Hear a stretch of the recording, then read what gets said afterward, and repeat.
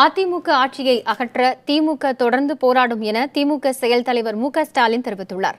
Ration கடைகளில் அத்தியாவசிய பொருட்கள் தட்டுப்பாடின்றி வழங்க வலியுறுத்தி தமிழகம் முழுவதும் திமுகவினர் இன்று போராட்டம் நடத்தினர்.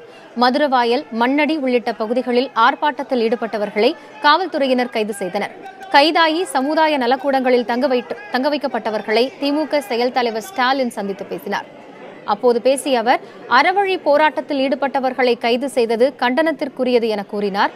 தமிழகத்தில் செயல்பட முடியாத அரசு நடைபெற்று வருவதாக குற்றம் சாட்டிய ஸ்டாலின், இந்த அரசை அகற்ற திமுக தொடர்ந்து போராடும் எனவும் தெரிவித்தார்.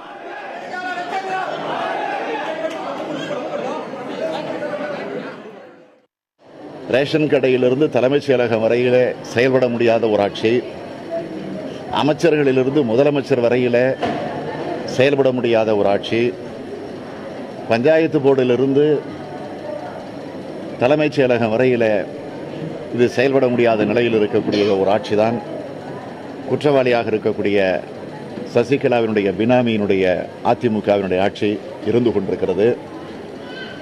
ஆகவே இந்த பினாமி ஆட்சியை அப்புறப்படுத்த வேண்டும் என்ற அந்த நோக்கத்தோடு விரைவில் திராவிட முன்னேற்றக் கழகம் இன்னும் தொடர்ந்து பல போராட்டங்களை நடத்தும்.